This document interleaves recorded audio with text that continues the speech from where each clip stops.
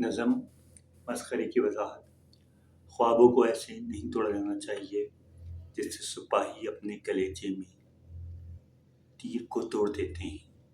گھوڑوں کی ٹاپوں کو ان سینوں پر نہیں پڑنا چاہیے جن سینوں میں نئی خبریں پہلے ہی کھد چکی ہوں۔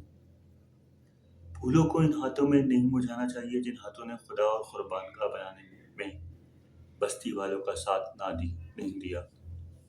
زندگی کو ان لوگوں سے ایک خبر کے فاصلے پر ہونا چاہیے جن لوگوں کی فصلیں ان کی عورتوں سے پہلے پک کر تیار ہو جاتی ہیں۔ وبا کو اس شہر میں نہیں آنا چاہیے۔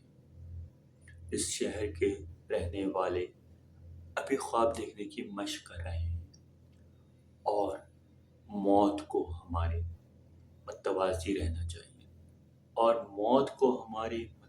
رہنا چاہیے، بالکل ایسے ہی جیسے مقتول سپاہی کا بیٹا اور اس کے باپ کے ورثے میں چھوڑی ہوئی کند